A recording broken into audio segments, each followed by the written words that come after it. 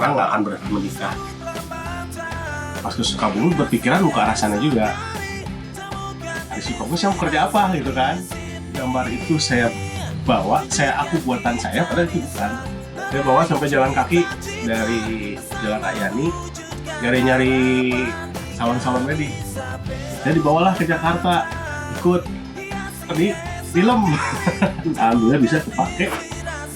Nah dari sana awal saya mulai. Kita bisa meraih cita-cita bersama, wujudkan harapan di Gabisa Pace.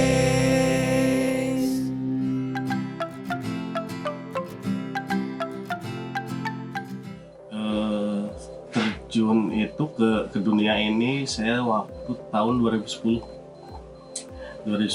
Saya asalnya di Bandung. Asli orang sini, cuma istri orang Bandung. Tahun 2010 saya bosan di Bandung, pindah ke Sukabumi. Nah, di Sukabumi saya mau kerja apa gitu kan? Bener-bener nol besar, nah, nggak ada pegangan, apa atau nggak ada lah. Kan di Bandung saya juga di advertising. Di Bandung itu saya bikin merek neon center itulah. Pas ke Sukabumi berpikiran mau ke arah sana juga, bikin semacam di reklame lah. Cuma pas dilihat saya akses karena ke daerah kota jauh dari sini, akhirnya saya nyari celah. Sejarahnya itu saya dikasih teman, dia liatin gambar backdrop lah gitu. Saya lihat, saya bisa nih bikin ini. Akhirnya saya minta gambarnya. Si gambar itu saya bawa, aku buatan saya, padahal itu bukan. Saya tawar-tawarin ke vendor wedding yang ada di Sukabumi, dekorasi wedding.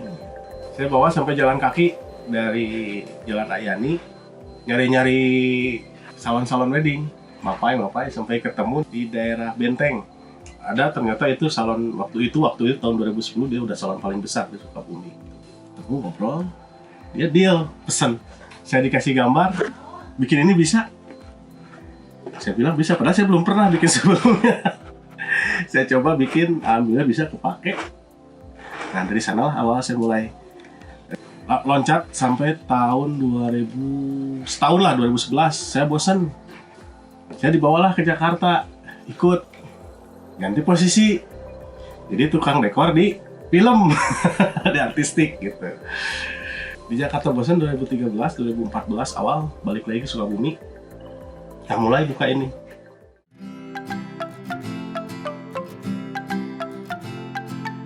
Dapur itu kan tempat di mana orang bisa berkreasi, bikin sesuatu, tempat proses kreatif lah. Macam koki gitu kan, koki dia proses kreatifnya di dapur.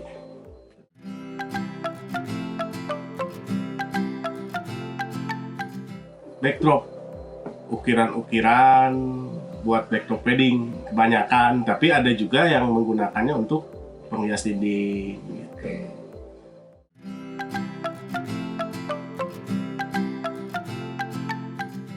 Ya pertama tantangan terberat saya harus bisa meyakinkan konsumen, itu tantangan. Terus keduanya saya proses kreatifnya mungkin ya, saya harus bisa membuktikan apa yang saya janjikan itu. Jadi saya belajar terus. Oke.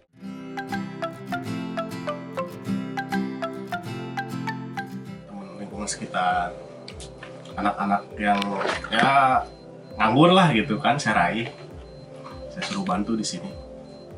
Ada sekitar, kalau lagi ramai kemarin sebelum COVID ada 5 orang. Bahkan sebelumnya saya bukan ngambil orang sini karena mungkin minatnya dia kurang gitu kan. Saya justru orang-orang dari luar daerah. Maksudnya dari luar daerah teh, dari luar ini gitu, kampung lain gitu kan, teman-teman yang kenal. Alhamdulillah dia bisa setelah keluar di sini dia bisa menggunakannya untuk hidupnya dia gitu.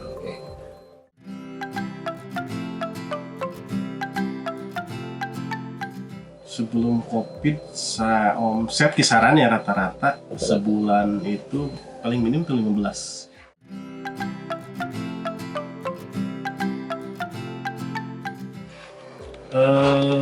Kalau untuk saya sih selama ini, ya itu mungkin kalau disebut saya harganya mahal gitu kan. Kalau di Sukabumi terus terang disebut saya si raja mahal. Karena prosesnya itu, proses kreatifnya itu yang mahal gitu. Seperti saya sebutkan tadi, saya pernah gagal untuk cat aja udah sampai habis 2 juta.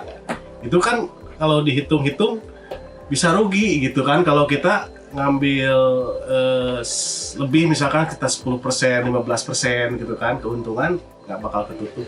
Karena pekerjaannya emang, kalau ini kan pekerjaannya membutuhkan skill dan mood. Kalau kita moodnya bagus, bisa cepat, operasional lebih murah. Kalau misalkan kita moodnya jelek, operasional membengkak. Itu makanya saya targetkan itu 50% untuk operasional, sama material 50% keuntungan, supaya pas begitu saya menemukan kendala, kesulitan, bisa ketutup sama keuntungannya itu. Padahal kalau materialnya itu bisa dibilang, kalau dihitung dari harga ya, dari selembar itu material paling harganya dari harga jual itu paling sekitar 20%.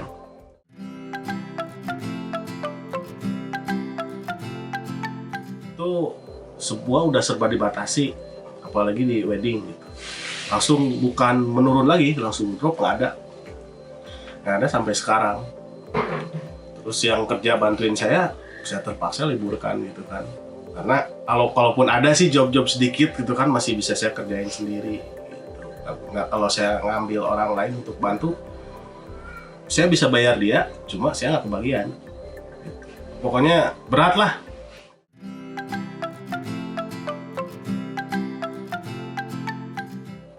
Sebelum COVID saya pede itu di wedding itu karena saya berpikir orang nggak akan berhenti menikah di sana, pangsa pasarnya nggak bakal berhenti. Nah, semenjak COVID saya berpikir saya harus punya pangsa pasar lebih luas, bukan segmentasi gitu ya, harus bisa masuk pasar umum. Makanya saya mulai membuat hiasan dinding gitu kan, masih tetap dalam rangka spon karena saya maunya sebagai pejuang spon. Jadi saya bikin hiasan dinding dengan harapan ya pasar saya bisa lebih luas, bisa masuk ke rumah-rumah. Jadi orang umum pun bisa menikmati gitu buat di rumahnya.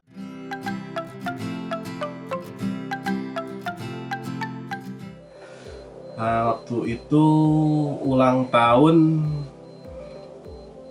salah satu pengusaha yang sekarang anaknya bahkan jadi menteri.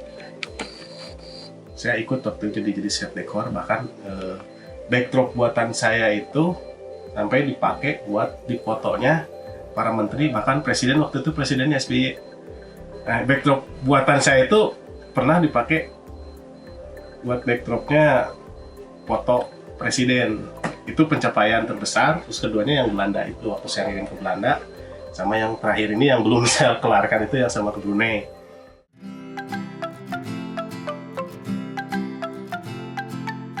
Harapan saya itu dapur kreatif ini menjadi perusahaan yang pada nantinya menciptakan produk-produk yang bisa diterima di masyarakat luas, lokal maupun regional. Kesananya berharapnya bisa internasional.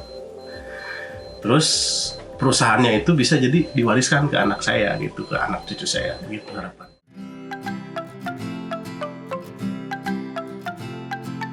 Yang dilakukan transfer skillnya, saya ngeraih anak-anak sekitar untuk belajar. Terus anak saya pun juga saya push supaya, dalam arti bukan dipaksa ya, minimal dia menyukai aja dulu gitu kan. Kesananya kan bisa jadi dia terjun itu walaupun walaupun minatnya bukan di sini, passionnya bukan di sini, tapi dia udah menyenangi, terus pas dia terjun itu suka, didorong dengan kebutuhan, dia pasti enjoy di sini gitu. Tapi saya tidak berharap dia jadi pelaku juga, nggak apa-apa, yang penting dia bisa menjalankan lah.